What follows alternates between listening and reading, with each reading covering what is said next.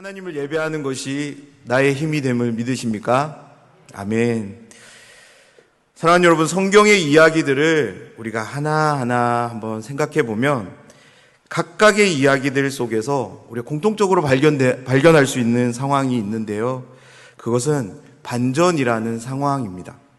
창세기를 시작으로 요한계시록에 이르기까지 무수히 많은 이야기들이 있지만 그 모든 이야기들 따로따로 우리가 한번 생각해 보면, 그리고 또 종합해서 생각해 봐도 그 속에 다 반전이 있는 것을 우리는 보게 됩니다.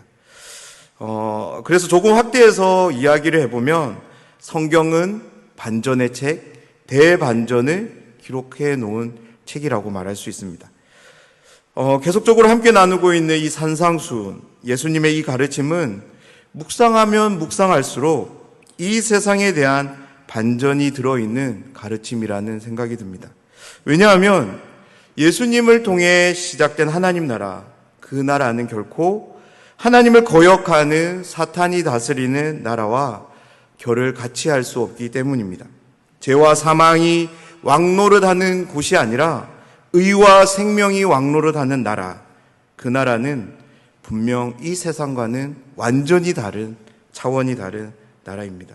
그렇기 때문에 그 나라를 살아가기 위해 주어지는 말씀들이라면 그 안에는 세상과 전혀 다른 가치를 담아야 될 것입니다. 모습들이 담겨져 있어야 되고요. 그로 인해서 우리는 이 가르침 속에서 세상과 반대되는 그런 모습을 발견할 수 있는 거죠. 사랑하는 여러분, 이 세상에서 심령이 가난한 사람에게 복이 주어질까요? 어떻게 해통하는데 복이 주어질까요? 세상은 이렇게 이야기합니다. 울면 하던 일도 안 된다고, 복이 날아간다라고 우는 자들을 다그칩니다. 온유한 자에게 복이 주어질까요? 아닙니다. 만만해 보이는 사람들을 함부로 대하는 것이 오늘날 세상입니다. 온유한 사람이 복을 얻는 것이 아니라 그 사람이 가지고 있는 것도 잃게 되는 것이 오늘입니다. 의에 줄이고 목마른 자에게 복이 있을까요? 그렇지 않습니다. 빈익빈 부익부라는 말이 있듯이 못 가진 자는 더 못 가지게 되고 가진 자는 더 많이 가지게 되는 것이 이 세상의 법칙입니다. 이것이 비단 오늘만의 이야기일까요? 타락한 인생들의 역사 속에서 이 세속 가치는 늘 함께 있기에 예수님이 살던 2000년 전 그때에도 이 모습은 동일하게 함께 있을 것입니다. 예수님이 제자들을 찾아오심은 마치 하나님 나라에 초대하기 위해 방문한 것과 같았습니다. 그래서 제자들은 예수님을 따르기로 결정함과 동시에 하나님 나라에 들어가게 된 거죠. 그곳에서의 삶이 시작된 것입니다. 눈에 보이는 공간에 들어간 것은 아니지만 예수님과 함께함을 통해 경험되는 모든 경험들이, 다름 아닌 하나님 나라의 경험들이 제자들은 자신은 한 번도 경험해 보지 못했던, 느끼지 못했던 그런 세상으로 여겨졌을 것입니다. 그래서 예수님은 제자들과 3년이라는 긴 세월을 함께 하셨고 이적과 표적을 보이시며 하나님 나라가 어떠한 곳인지를 하나님의 말씀을 통해서 복음을 가르치셨습니다. 하나님 나라가 세상 나라와 결을 같이 할 수 없음을 누구보다 잘 알고 계신 예수님은 세상에 만연해 있는 삶의 가치들과는 전혀 다른, 질적으로 전혀 다른 그런 삶의 방식들을 가르치셨는데요. 그 가르침이 바로 산상수훈에 담겨져 있습니다. 그렇기 때문에 예수님의 산상수훈의 가르침은 반전이 있어야 하는 거죠. 왜 그렇습니까? 이 세상과 달라야 되기 때문에 그렇습니다. 심령이 가난한 자에게 복이 있고요. 애통하는 자는 복을 얻습니다. 온유한 자는 복을 누립니다. 의에 줄이고 목마른 자는 복이 있다라고 말씀합니다.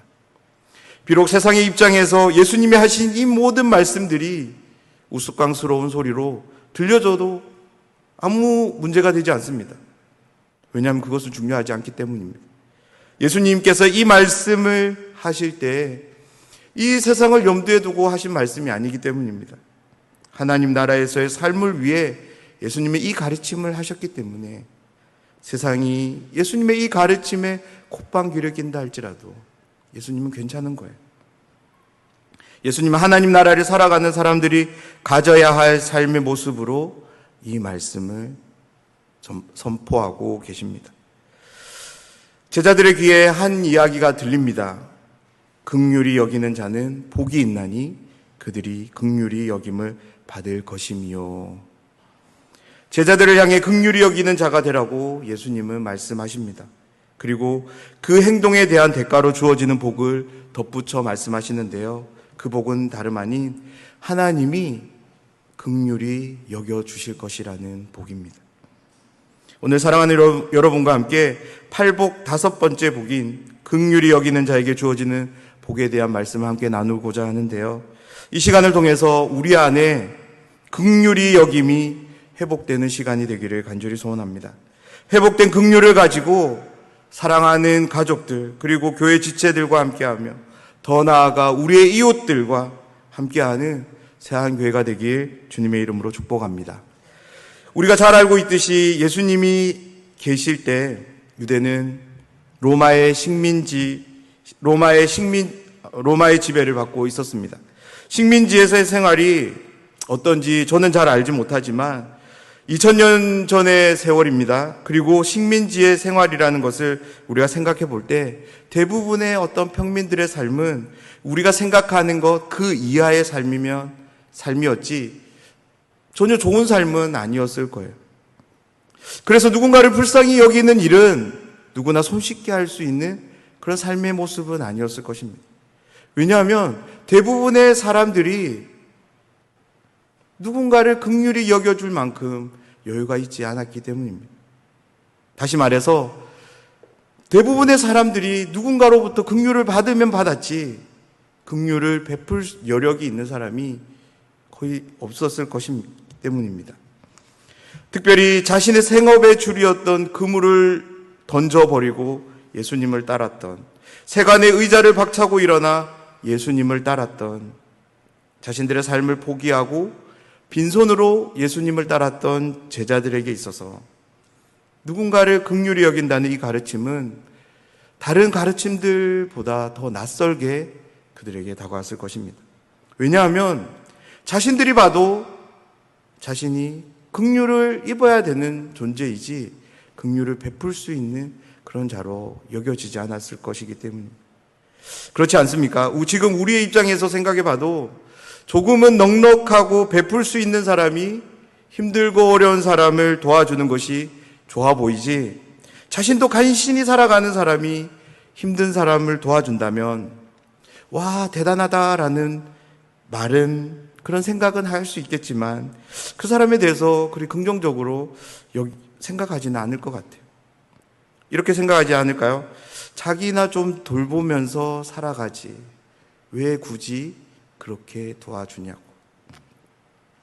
그리고 도움을 받는 사람도 그 사람의 입장과 처지를 알게 된다면 미안해하고 불편해할 것 같습니다. 조금 나쁘게 표현하는 사람이 있다면 오히려 화를 낼 것 같아요. 일단 동정은 나에게 필요 없다고, 너나 잘 돌보라고 그렇게 말할 것 같습니다. 그렇습니다. 누군가에게 긍휼을 베푸는 것은, 불쌍히 여김을 통해 도움을 주는 것은 할 수 있는 처지에 있는 사람이 하는 것이 좋아 보입니다. 그것이 맞아 보입니다. 그런데 예수님은 제자들에게 이렇게 말씀합니다. 긍휼히 여기는 자가 되라고. 오늘 말씀에 나오는 긍휼히 여기는 자는 헬라어로 한 단어로 쓰여졌는데요. 엘렘모네스라는 단어입니다. 한 단어로 쓰여졌지만 이 단어는 몇 개의 단어가 이제 합쳐져서 만들어진 합성어예요. 이 단어의 첫 번째 의미는 불쌍히 여기는 마음을 가지고 있는 그 상태를 의미합니다. 그래서 엘렘모네스라는 말에는 그런 불쌍히 여기는 마음을 가지고 있는 상태가 있어야 되는 거죠. 그리고 두 번째 의미는 그 불쌍히 여기는 마음을 행동으로 옮기는 모습을 의미합니다. 그러니까 긍휼히 여기는 자는 단순히 불쌍히 여기는 마음을 가지는 것만을 이야기하지 않습니다. 그리고 불쌍히 여기는 마음 없이 누군가를 돕는 것을 긍휼히 여기는 자라고 말하지 않고요. 불쌍히 여기는 그 마음에서 비롯되어지는 실천, 그 선한 행동이 유발되는 자, 그를 가리켜 엘렘모네스, 긍휼히 여기는 자라고 표현하고 있습니다.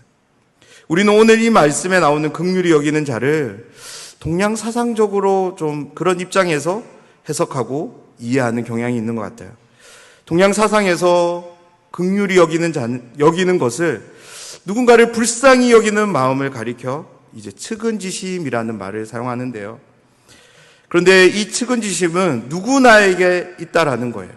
사람이라면 그 본바탕에 누구나 가지고 있다라고 설명하는 것이, 가르치는 것이 동양사상입니다. 쉽게 이야기해서 사람이라면 누구나가 불쌍한 사람 보면 불쌍한 마음을 갖는 것, 그리고 그 사람을 도와주는 그 측은지심이 생겨난다라고 말합니다. 그런데 성경은 동양의 가르침과는 조금 다르게, 아니 전혀 다르게 말합니다. 마태복음 18장에 보면 아주 유명한 천국 비유가 하나 나오는데요. 1만 달란트를 탕감받은 종에 대한 이야기입니다. 어떤 주인으로부터 1만 달란트를 빚진 종이 있었습니다. 결산날이 되었고요. 주인은 그 종을 불러서 자신의 빚을 갚으라고 이야기합니다. 이 종은 갚을 돈이 없는 거예요. 갚을 돈이 없자 주인이 어떤 이야기를 하냐면 아내와 자녀와 자식과 그가 가진 모든 소유를 팔아서 빚을 갚도록 하라고 합니다. 그 말도 안 되는 그 엄청난 상황을 듣게 된 그 종은 납작 엎드려 주인에게 간청합니다. 그렇게 하지 말아달라고. 그때 주인은 그를 불쌍히 여겼다라고 이야기합니다. 그를 불쌍히 여겨 1만 달란트라는 거대한 그 돈을 탕감해 줍니다. 그 탕감받은 그 종의 마음이 얼마나 기쁠까요? 얼마나 감격스러울까요? 얼마나 고마울까요? 그런데 그 돌아오는 길에 자신에게 100데나리온 빚진 사람, 그 사람을 붙잡고 그 사람을 향해서 빚을 갚으라고 독촉합니다. 그 빚진 사람이 이제 갚을 재력이 없다 보니까 이 사람이 취한 방법은 자신을 탕감해준 주인의 방법이 아닌 그 사람을 옥에 가둬버려요. 만약 동양사상이 말하는 대로 누군가를 불쌍히 여길 줄 아는 마음이 모든 사람의 본바탕에 있다면 1만 달란트 탕감받은 종은 100데나리온 빚진 그 사람을 불쌍히 여길 수 있어야 했습니다. 하지만 성경은 그렇지 않았다고 말씀합니다. 성경을 통해서 발견되는 긍휼은 사람이 임의로 할 수 있고 할 수 없는, 다시 말해서 사람에게 속한 것이 아니라 하나님께 속한 것이라고, 하나님의 성품이라고 우리에게 알려줍니다. 그렇기 때문에 오늘 말씀에 나오는 긍휼 역시 우리 사람의 입장에서가 아니라 하나님의 입장에서 긍휼을 생각하고 해석하고 이해해야 됩니다. 그렇다면 우리는 어떻게 해야 긍휼히 여기는 자가 될 수 있을까요? 그로 인해 하나님으로부터 주어지는 긍휼을 받고 복된 삶을 누릴 수 있을까요? 이것에 대해서 성경은 우리에게 몇 가지를 말씀합니다. 우리가 긍휼히 여기는 자가 되기 위해서 먼저 우리는 하나님이 긍휼을 베푸시는 분이심을 알아야 된다고 말씀합니다. 우리 한번 함께 따라해 보겠습니다. 하나님은 긍휼을 베푸시는 분이시다. 하나님이 긍휼을 베푸시는 분이심을 믿으시나요? 하나님은 긍휼, 다름 아닌 하나님의 불쌍히 여겨주심이 있었기에 우리가 지금 이 자리에 함께함을 믿습니다. 사랑하는 여러분, 만약 하나님이 긍휼을 베풀지 않으신다면 우리에겐 어떤 일이 일어날까요? 성경을 보면 긍휼은 죄와 대한 심판과 함께하는 것을 우리는 보게 되는데요. 다시 말해서 하나님의 긍휼이 없다면 죄에 대한 하나님의 심판은 즉각적입니다. 그리고 완전합니다. 하지만 하나님이 긍휼을 베푸시는 분이시기에, 인생을 불쌍히 여기시는 분이시기에 심판은 연기되고요. 진노 중에라도 하나님의 노는 이렇게 더디어지게 되는 것이죠. 더 나아가서 그 심판은 축소되기도 하고요. 오히려 반전이 되어서 좋은 것으로 주어지기도 합니다. 이사야 선지자의 글을 보면 우상숭배로 하나님을 떠난 이스라엘 민족을 향해 하나님은 진노하십니다. 하지만 그들을 향한 긍휼로 인해서 그들을 다시금 품을 것이라고 말씀합니다. 우리 모두는 본래 죄와 허물로 죽었던 자들이었습니다. 하나님을 반역하는 자들, 하나님과 원수된 자들이었습니다. 하지만 긍휼이 풍성하신 하나님께서 우리를 긍휼히 여기셨고 예수님을 통해 우리의 모든 죄와 허물을 덮어주셨습니다. 용서해 주셨습니다. 하나님의 긍휼을 통해 불쌍히 여기심을 통해 우리는 구원을 얻게 되었습니다. 우리가 받은 구원은 우리에게 그럴 만한 무언가가 있어서 주어진 것이 아닙니다. 우리에게 베풀어진 긍휼, 그 긍휼로 인해서 주어진 하나님의 값없이 주시는 선물인 줄 믿습니다. 우리를 불쌍히 여겨주심을 통해 베풀어진 하나님의 긍휼, 그 긍휼이 만들어내진 결과물이 바로 우리의 구원임을 우리가 꼭 기억하셨으면 좋겠습니다. 사랑하는 여러분, 하나님 긍휼을 베푸시는 분이십니다. 다름 아닌 바로 저와 여러분에게 그 긍휼을 베풀어 주셨습니다. 하나님의 긍휼이 지금 내 안에 있음을 믿으시나요? 하나님의 베푸신 긍휼로 인해 내 죄가, 내 모든 허물이 사함받고 가리워졌음을 확신하십니까? 그렇다면 우리는 그 긍휼을 의지하며 살아가야 될 줄 믿습니다. 하나님의 긍휼을 베푸시는 분이심을 아는 자는 긍휼이 필요한 곳에 긍휼을 실천할 수 있어야 합니다. 1만 달란트를 탕감한 주인의 말을 우리가 꼭 기억했으면 좋겠는데요. 왜냐하면 이 주인의 말이 바로 하나님, 저와 여러분에게 긍휼을 베푸신 하나님의 마음을 대변해 주고 있기 때문입니다. 어떤 말이냐면, 내가 너를 불쌍히 여긴 것처럼 너도 다른 사람을 불쌍히 여길 수 있어야 한다입니다. 긍휼히 여기는 자는 하나님의 긍휼을 경험한 자만이 실천할 수 있는 행동입니다. 세상의 그 무엇으로 되어지는 것이 아닙니다. 그리고 하나님의 긍휼이 함께하는 자라면 반드시 실천해야 하는 행동인 줄 믿습니다. 그런 자들을 하나님은 긍휼히 여겨주실 줄 믿습니다. 하나님 앞에서 불쌍히 여김받기를 기뻐하며 의지하는 삶, 그것이 바로 저와 여러분의 삶임을 여러분 잊지 않으셨으면 하는데요. 그래서 두 번째로 우리는 긍휼히 여기는 자가 되기 위해서 우리가 어떠한 자인지를 잊어서는 안 된다라고 성경은 이야기합니다. 우리는 절대적으로 하나님의 도움이 필요한 사람들입니다. 우리 이렇게 한번 따라해 보실까요? 우리는 하나님의 도움이 절대적으로 필요합니다. 하나님의 도움이 절대적으로 필요하다. 사랑하는 여러분은 여러분 스스로를 어떻게 평가하십니까? 꽤 괜찮은 사람으로, 꽤 멋진 사람으로 평가하시나요? 성경에 기록된 인물들 중에서 가장 화려한 스펙을 가진 사람은 바로 사도 바울일 겁니다. 태어난 지 8일 만에 할례를 받았습니다. 이스라엘 초대 임금을 배출했던 베냐민 지파 출신입니다. 부모님 모두가 다 히브리인이자 바리새파 출신이었습니다. 눈부신 종교적 열심이 있었고 당대 최고 학문기관에서 공부했습니다.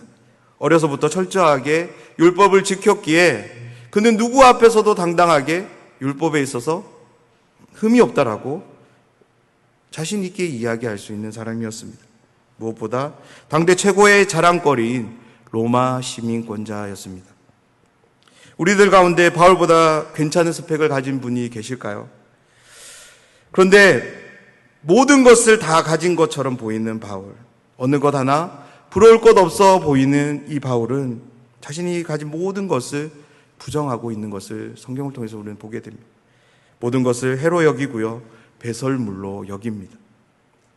사랑하는 여러분, 하나님 앞에서 우리가 선보여야 할 것은 우리가 가진 스펙이 아닙니다. 우리의 어떠함이 아닙니다. 특별히 하나님의 긍휼을 얻기 위해 우리에게 필요한 것이 있다면 처절하게, 정말로 간절하게 불쌍히 여겨달라는 간절한 외마디의 외침뿐입니다. 여리고에 디메오라는 사람이 살고 있었습니다. 그에게는 아들이 있었고요. 사람들은 그를 디메오의 아들 바디메오라고 불렀습니다. 바디메오는 맹인이었고요. 그래서 앞을 보지 못했기 때문에 당시 대부분의 사람들처럼 그런 평범한 삶을 살 수 없었던 것 같습니다. 그래서 그가 할 수 있는 것은 성문어귀에 앉아서 도움을 구하는 그런 외침, 그 외침이 들어맞아서 누군가 도와주면 그것에 힘을 얻어서 살아가는 것, 그것이 전부였습니다. 그렇게 사람들의 도움에 의지해서 하루하루를 살아가는 그런 바디메오의 삶이었습니다. 그런 그의 귀에 나사렛 예수라는 이름이 들려졌습니다. 그 이름이 들려진 순간 사람들의 도움을 향하던 온 신경은 곧장 예수님을 향했습니다. 그리고는 자신이 낼 수 있는 최대의 소리로 힘껏 부르짖습니다. 다윗의 자손 예수여, 나를 불쌍히 여겨 달라라고. 바디메오의 간절한 이 외침, 이 절박한 외침이 이 시간 저와 여러분의 외침이 되기를 간절히 소원합니다. 그렇게 외치는 소리는 예수님을 보러 나온 모든 사람들에게 거슬렸을 거예요. 그래서 성경을 보면 이 무리가 바디메오가 외치지 못하도록 이렇게 말렸다라고 소개하고 있습니다. 잠잠하라고 꾸짖었다라고 기록하고 있습니다. 그런데 바디메오는 그 무리의 그 꾸짖음에 아랑곳하지 않습니다. 마가복음 10장 48절에 보면 이렇게 기록되어져 있는데요. 그가 더욱 소리 질러 이르되라고 기록되어져 있습니다. 외부에서 거세게 저항이 몰려오면 몰려올수록 바디메오는 잠잠했던 것이 아니라 더욱더 큰 소리로 예수님을 불렀던 것이죠.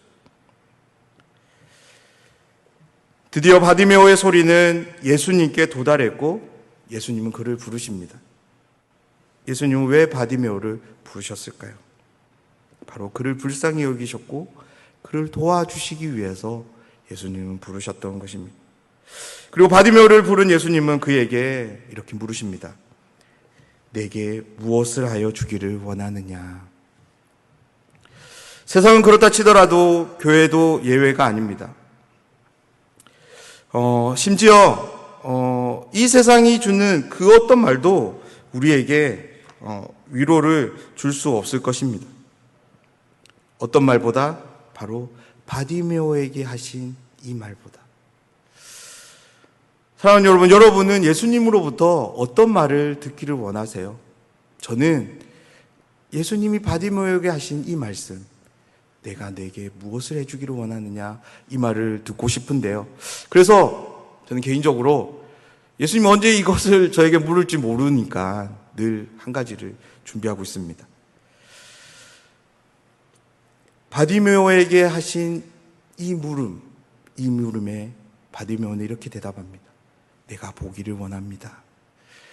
바디메오의 말이 끝나기 무섭게 바디메오의 소원대로 바디메오는 보게 되었고 그곳을 떠날 수 있었습니다. 사랑하는 여러분, 우리는 하나님의 도움이 필요한 자들입니다. 하나님의 도움 없이 우리의 힘을 의지하고 우리의 능력을 의지해서 살아갈 수 있는 자들이 아닙니다. 우리는 하나님의 도움을 힘입어 살아가야 되는 자들입니다. 하나님의 도움이 우리에게 긍휼로 나아가게 할 줄 믿습니다. 하나님의 도움이 우리에게만 유익이 아니라 그 도움은 우리 안에 역사하여서 우리에게 도움을 구하는 그 사람을 향한 도움으로 드러나게 될 줄 믿습니다. 사랑하는 여러분, 우리가 분명히 기억했으면 좋겠습니다. 우리가 누구입니까? 우리는 하나님의 도움이 절실한 자들입니다. 그렇다면 우리가 하나님 앞에 어떻게 나아가야 될까요? 오늘 바디메오처럼 하나님, 나를 불쌍히 여겨주십시오. 하나님의 도움이 없이는 한시도 살아갈 수 없는 그런 나약한 자입니다. 하나님, 나를 불쌍히 여겨달라라는 이 외침이 우리에게 계속적으로 하나님께 올려드려야 될 줄 믿습니다. 우리가 계속적으로 긍휼히 여기는 자가 되기 위해서 세 번째는 하나님의 사랑 안에서 우리가 회복되어져야 합니다. 우리 함께 따라해 보실까요? 사랑 안에서 회복됩시다. 회복됩시다. 위로부터 오는 그 하나님의 사랑을 경험한 사람은 안에서 회복이 일어납니다. 그 회복은 다름 아닌 함께하는 지체들을 향하는데요. 나도 모르게 그것들이 이루어진다는 거죠. 우리의 지나간 시간들을 한번 떠올려 보셨으면 좋겠습니다. 내가 언제 하나님을 간절히 찾고 특별히 하나님의 긍휼을 간절히 구했습니까? 내가 뜨겁게 하나님을 사랑할 때 하나님의 긍휼을 붙잡았던 것을 기억할 수 있을 것 같습니다. 또 우리가 언제 다른 사람을 뜨겁게 사랑하고 뜨겁게 긍휼을 베풀기 위해서 힘썼습니까? 우리 안에 그 하나님의 사랑의 역사를 통해서 우리가 그런 일들을 했던 것을 기억하실 것입니다. 그렇습니다. 우리가 계속적으로 긍휼히 여기는 자가 되기 위해서 우리에게 필요한 것이 있다면 그것은 하나님의 사랑 안에서의 회복입니다.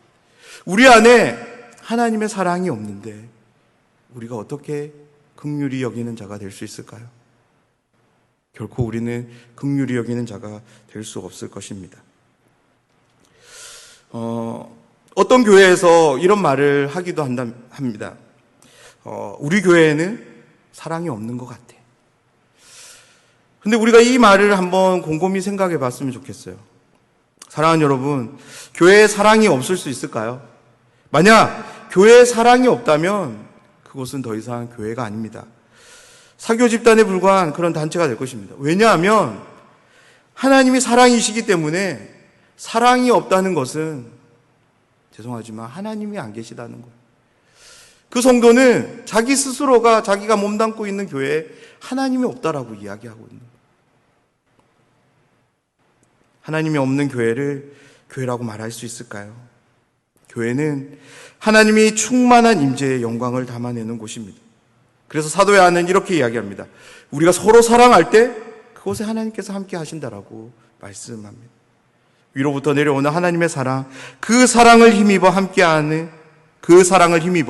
함께하는 지체들과 수평적으로 뜨겁게 사랑을 나눌 때 그곳에 긍휼히 여김이 회복될 줄 믿습니다. 뜨겁게 사랑하는 것은 우리의 삶을 긍휼히 여김으로 나아가게 할 줄 믿습니다. 이것은 비단 우리의 경우만이 아닌데요. 하나님의 경우에도 그렇습니다. 성경을 통해 만나게 되는 하나님의 긍휼은 모두 사랑을 기반하고 있는 것을 우리는 보게 됩니다. 그들을 향한 사랑이 진노 중에라도 긍휼을 베풀 수 있도록 합니다. 하나님이신 분이 구유를 첫 침대 삼고 두 발로 직접 땅을 딛고 걸어 다니시고 못 주무시며 줄이기까지 하시면서 마을과 촌을 두루 살피며 사람들을 찾아 만나실 수 있었던 것은 하나님이 사랑하신 세상을 함께 사랑하기를 결정하셨기 때문이라 생각합니다. 비록 세상이 악하고 정의가 없고 하나님을 찾는 것이 없다 할지라도 예수님은 하나님이 결정하신 그 사랑을 함께 결정하신 것입니다. 비록 우리가 살아가고 있는 이 세상이 날이 갈수록 더 악해져 가고 그리고 무정해지고 더 삭막해져 간다 할지라도 내 스스로가 그리스도인이라고 하나님의 자녀라고 고백하는 사람이라면 예수님의 결정이 우리의 결정이 되면 좋겠습니다. 우리도 예수님처럼 이 세상을 사랑해야 될 줄 믿습니다.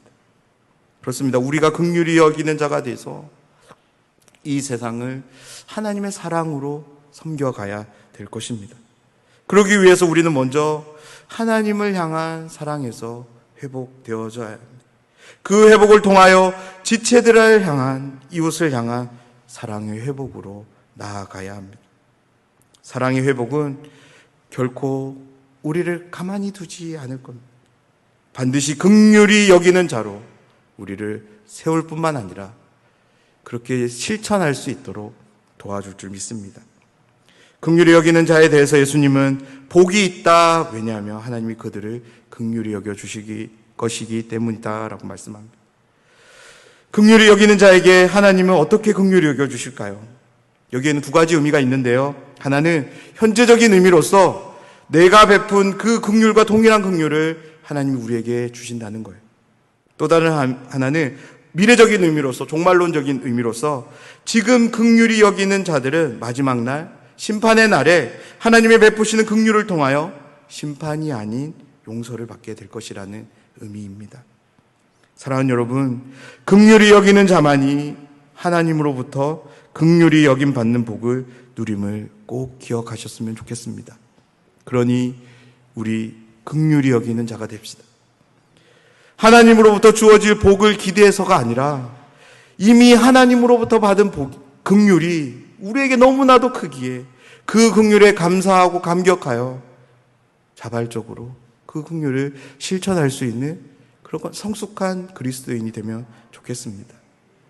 그래서 예수님이 우리를 보실 때 엘렘 모네스라고 칭해 주셨으면 좋겠어요. 너는 긍휼히 여기는 자다라고. 그러기 위해서 우리는 날마다 하나님의 말씀을 통해서 긍휼을 베푸시는 하나님을 바라봐야 할 것입니다.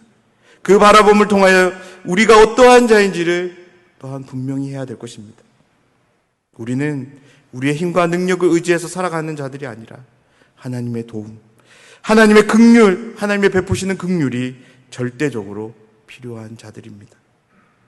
그 긍휼을 의지하고 살아가야만 하는 자임을 분명히 하여 날마다 이렇게 외칠 수 있었으면 좋겠어요. 주님, 나를 불쌍히 여겨 주시옵소서. 주님, 나를 불쌍히 여겨 주시옵소서. 이 외침과 함께 날마다 하나님을 향한 사랑을 회복해 가셨으면 좋겠습니다. 그리고 하나님의 사랑을 힘입어 지체들을 향한 사랑을 회복해 갑시다. 사랑의 회복이 바로 긍휼히 여김의 시작입니다. 나를 향한 하나님의 사랑은 우리에게 긍휼을 가져다 줍니다. 지체들을 향한 나의 사랑은 긍휼을 실천하도록 합니다. 사랑하는 여러분, 오늘 이 말씀을 우리가 믿음으로 우리의 마음에 새기기를 원합니다. 그리고 긍휼히 여기는 자가 되기를 믿음으로 결정하며 함께 기도하기를 소원합니다. 그래서 저와 여러분의 삶이 긍휼히 여기는 자의 삶이 되어 하나님이 베푸시는 긍휼을 경험하는 복된 생애와 삶이 되길 주님의 이름으로 축원합니다.